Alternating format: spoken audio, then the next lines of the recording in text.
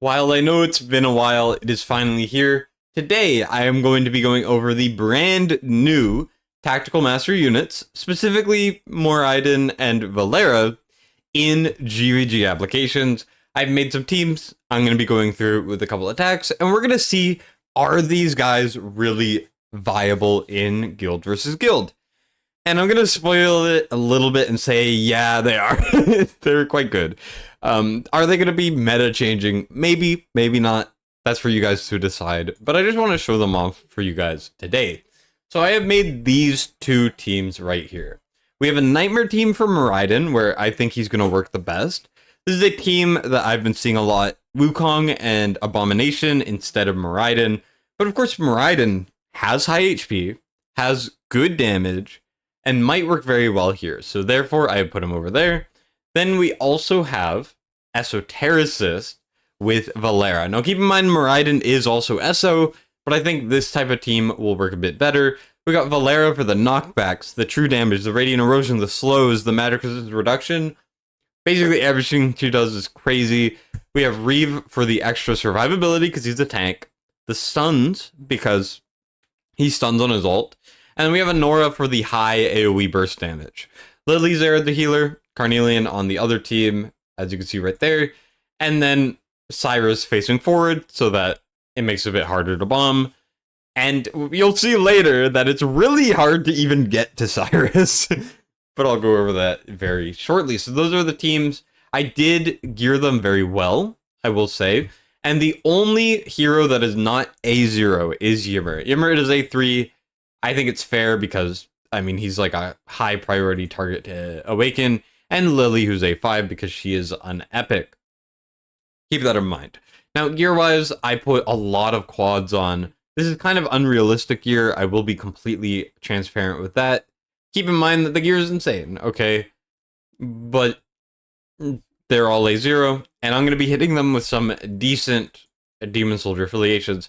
Nothing too crazy, but as you can see here, we got a 127, we have a 117, we have a 115.5 Lord, 110 Lord, and 105 Lord.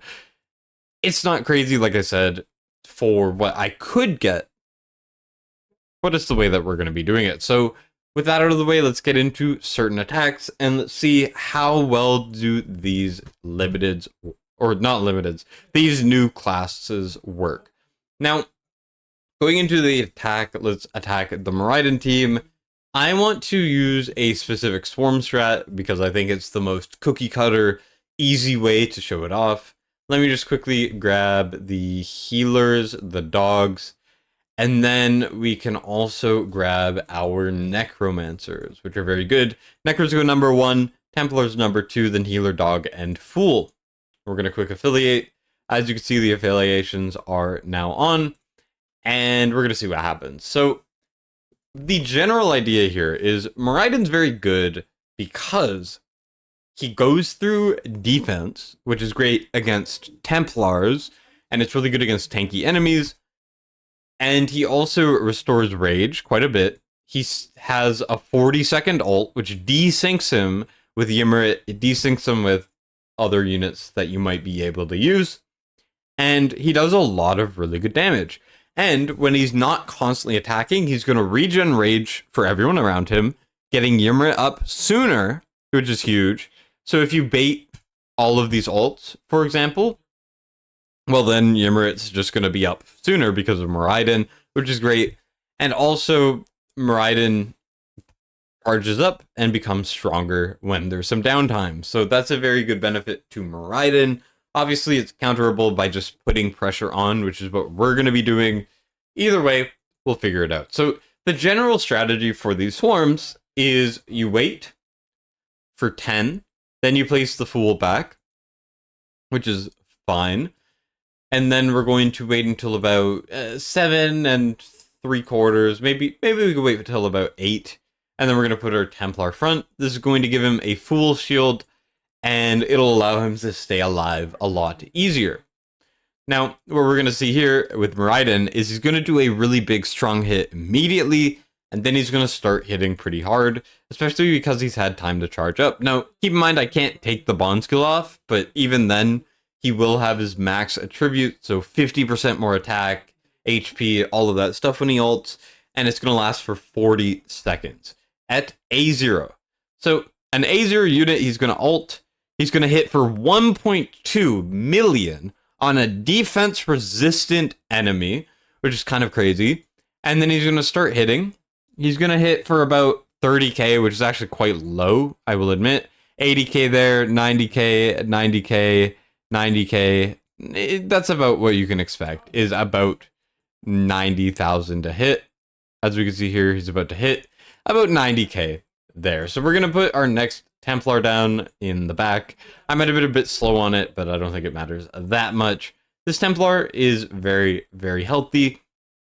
This doesn't seem too good, but you're going to see when he gets to A1, the Templar is just going to go bye-bye. I don't know why, but his A1 is so strong for GvG. Anyways, we're going to send the healer in the back, which is fine. We're going to wait a little bit. Ymrit needs to come up sooner rather than later, but we're going to send Necros anyways. This is probably a bad time because now we're probably going to get Yimmy ulted, but oof. I think I choked real bad. Either way, we're going to get Yimmy ulted, we're going to get Moriden ulted. But we triggered our Hatset ult, which is good. We have 2 healers to try to out-heal what's happening. And then we should be able to send the dogs. I'm going to send 1 dog right now because we're starting to get shredded. The second that Moriden hits anything that isn't a Templar, he kind of shreds through them.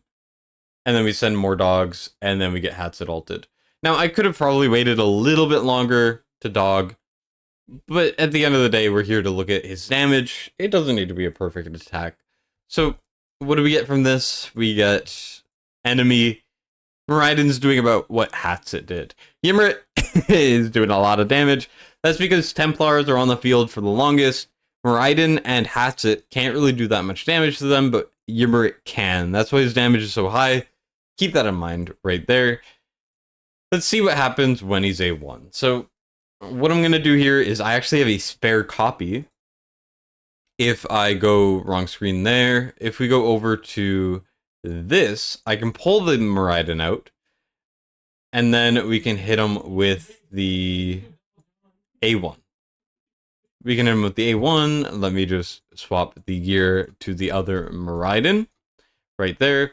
By the way, this is the gear. Those are the stats if you're interested. I built him with some HP, so he's going to do a little bit less damage, but just keep in mind that he's not built for 100% damage. He's also built to live, right? Now we're going to put the next one down. We're going to slap it. And then we're going to just go to the team, and then we're going to hit auto fight. That's it. Now we're going to see how much more damage he does and how much work he does with the Templars. It's going to be a lot better. All right, so here he's charging up once again. He's already at max stacks because he's monded, obviously, but he'll get to max stacks anyways. And then we do the same thing. We get the Templars out as soon as we possibly can, which is good. And then Moriden's going to hit them and hit for, once again, over 1 million damage. And then he's going to continue to hit for about, you know, it shows like 80k, but you can see a 400k. He's hitting like a lot harder. You can see the Templars are now getting melted. It's so hard to tell how much damage he's doing. From what I saw, he was hitting them for like 400k a hit in his ult, which is kind of ridiculous. And with the same attack, we're going to see that Moriden isn't even going to let them get to Hatset. Now keep in mind, I could have probably delayed things a little bit better to favor the Necros. But anyways, like, that was such a big difference. Objectively, that was a massive, massive difference. And Moriden gets his ult up again because he gets his ult really fast. He's going to hit for 300k a hit. It's so hard to see. I'm so sorry, guys. I should probably... I would love to see a way to differentiate the damage a little bit more, but still, Moriden is hitting quite hard, right? Even on his basic attacks, outside of his ult, he's still hitting for like 140k, which is huge, right? And now we can see that he did about 17 mil to like Hats at 16, and then Ymir at 38. Well, this time, Moriden did even more. Okay, big difference right there. Moriden, if you're going to use him, his A1 is not mandatory, but you could see the difference. You could feel the difference. Now imagine him in A3. He's going to be even stronger. But we're going to move on to a different attack, actually, that I wanted to show. So let's say, how do we attack this with brute force? Now, I cannot get these shadows up to level 5, so that's a pretty big difference. Keep that in mind. But either way, we're going to go with these guys. We're going to go with the healer, the dog, and then we can go with Templars once again, I guess. No, you can go with Flyers to mop up towards the end. Now, we're going to affiliate once again, and then we're going to go in. So the general idea here is Toreador's A0, obviously, and we're going to hit him with some axes. So boom, immediate axes. The whole idea with Karn is if you get there fast enough to the tank, you should be able to kill him just fine. These are level 9 axes with a 116 A5 Lord. Keep that in mind. And bam, Moriden's going to hit them for a mil, which is goofy. They're going to get ulted, and they might not even be able to kill Toreador because Carnelian put the orb on, which is very, very funny to me. So even immediate axes don't really work because Ymir and Moriden get up super fast. We might be able to kill this anyways, though, if we just send our axes, we send our shadows. It's kind of on the back of a Moriden ult, but we should be okay. He's going to hit him for 500k a hit. Holy cow. Okay. Well, we're going to kill him once, and then we're going to die. Let me try one more time. This time, we're going to bait out the first time instead. Here, we're going to send the healer. This is hopefully going to bait the ults, and then we're going to be able to send the axes and the shadows, kill Toreador once, and then do another axe shadow, which might just work out. Here, we're baiting out Yumi, we're baiting out Moriden, like I said. Moriden's ult is so annoying that it takes 40 seconds. Ymira's ult takes 20 seconds. So they're desyncing naturally, which is actually really good for GvG. You definitely want that sort of thing to happen. Here, we can wait a bit longer, send the shadows and the axes. Oh, Moriden is giving rage. Oh, shoot. That's not good. Hopefully we end up killing it once. I did not realize Yumi would be up so fast because, I mean, it's an A0 Yumi. It's not using an SO ring or anything. But Moriden just straight up generates rage, which is kind of ridiculous. So I'm going to have to hit this again. I'm so sorry. I did not expect the rage regen to be genuinely good. This is an A1, by the way. He generates rage while attacking if you have him A3, which might end up being very useful. Here we're going to get hit by over a mil on the ult. And we're going to wait a little bit again. And then we're going to send the shadows. We're going to send the axes. Hopefully this is early enough this time. And then we could send the healer because I think they might need the help. And you can see that Ymirit's ult, or not Ymirit's ult, Moriden's ult is almost ready. And of course we're going to get cucked with Karn. Oh my god. Let's pretend that he lost a life. And we're going to keep it going. Now I have to send it during Moriden's ult. Oh my god. Because now Yumi's just going to get his ult again. This is annoying. This is a big thing with these tactical masteries.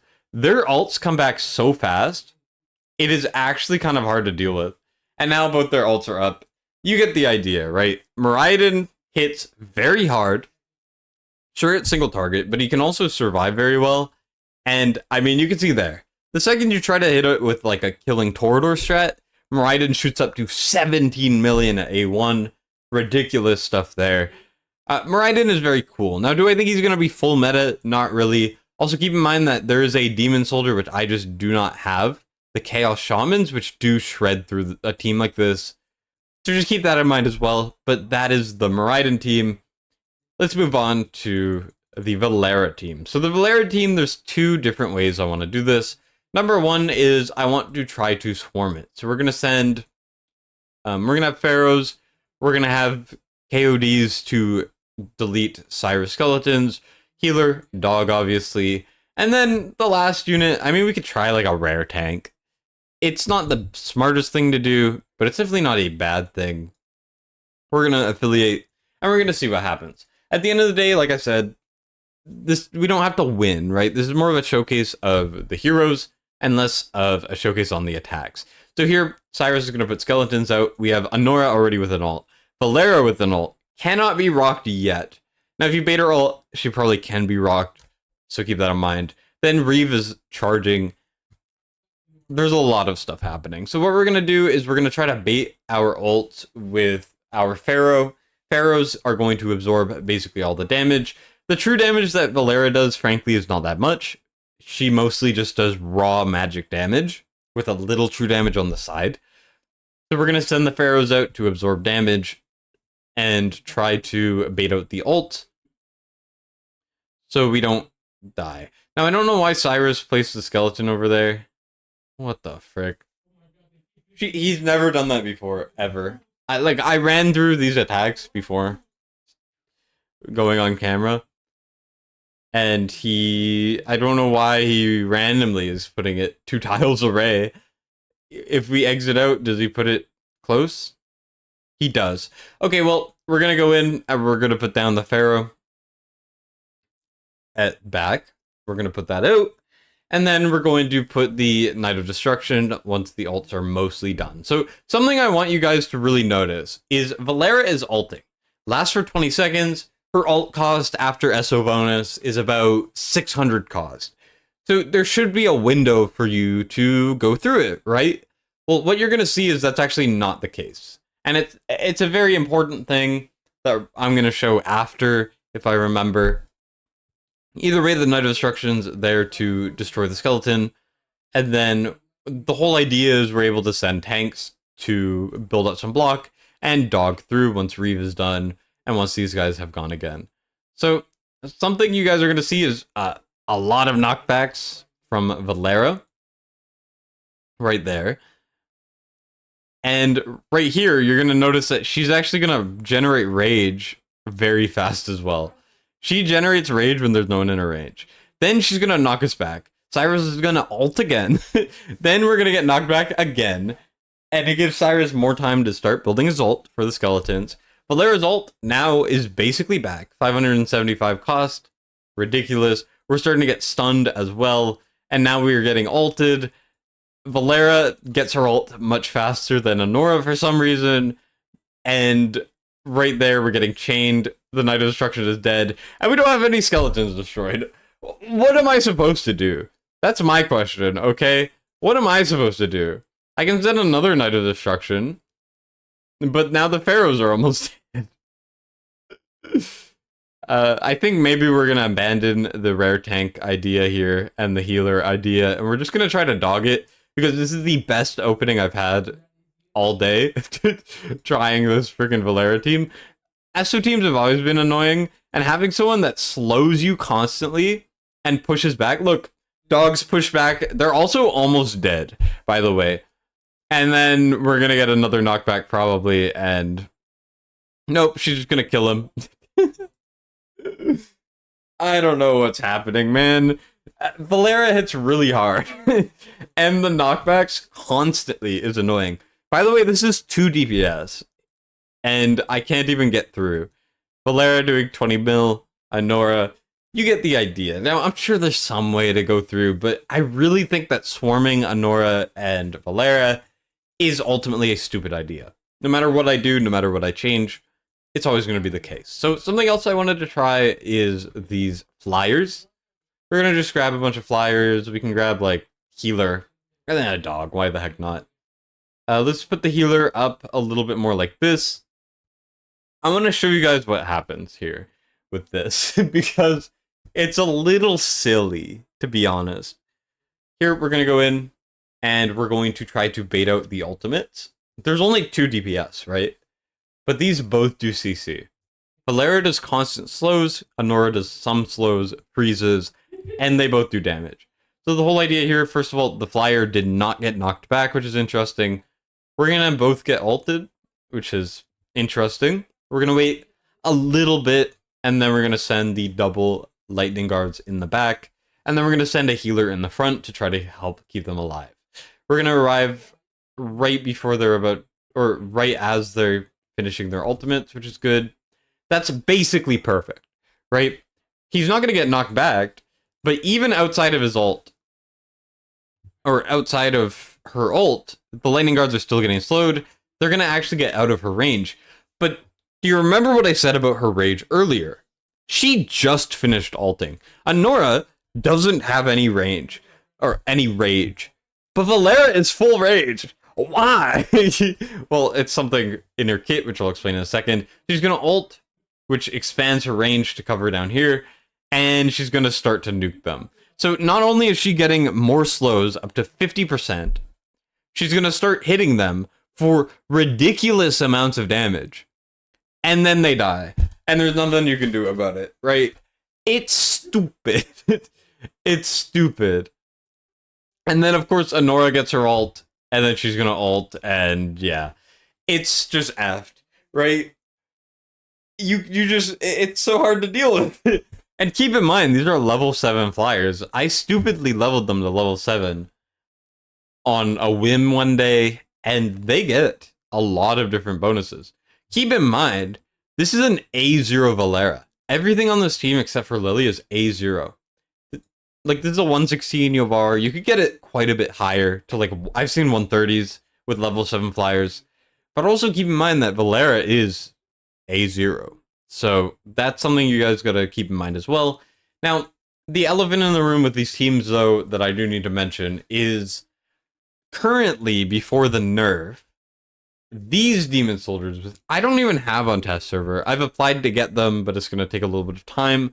These demon soldiers currently will shred through every single team I just showed you guys. Every single attack is irrelevant when these guys are around. So keep in mind that this will just completely melt everything on the map and win. So this is not the most accurate representation of current GvG, but I just wanted to quickly go over, you know, how they kind of work, what you can kind of expect, and what teams you want to look for. Now, there is one more, which is Astriel. Astriel, I could cover. All you gotta know is he's Moriden if he did a third of the damage, and did barely any shielding, and did basically nothing of value. Go for Moriden. Moriden is a limited that everyone should be able to get. I would recommend A1 if you're going to use him in GvG. I mean, it's easier to get an A1 Moriden than it is to get an A5 Wukong, right? So keep that in mind. And if you get Valera, even at A0, you're going to get a lot of value. But of course, you get magic resistance, ignore, which is insane, more attack. During the ultimate, it becomes immune to the first instance of damage taken. Huge for Garnet guards. Are you kidding me? And then we also have increased damage to targets inflicted with slow and control. She's amazing, okay? Now, I just want to get this out and try to give you guys a little bit of an idea. I know it wasn't the perfect test ever, but I tried my best. So, yeah, with that out of the way, thank you guys for watching. Are you guys excited for these guys coming? Are you guys going to use them on any GvG teams? Keep in mind, I only went through the very, very base stuff. I mean, hell, even with Valera, keep in mind, she can go on the ground. So you might say, hey, you know, she gets rocked here. Well, guess what? Bam. No longer gets rocked. She's now on the ground. Also, for you guys curious about if Valera gets targeted by rocks, she does, and she can die. Keep in mind that the A3 also will shield her from one of those hits, but she becomes a platform unit when she's on the platform, which is kind of interesting. So, for those of you guys wondering if she gets rocked or not, there you go. But once again, you could literally just move her. So I think they have a lot of viability, and you could definitely figure stuff out with them. Thank you guys for watching. I'll see you in the next one. That's what's signing out.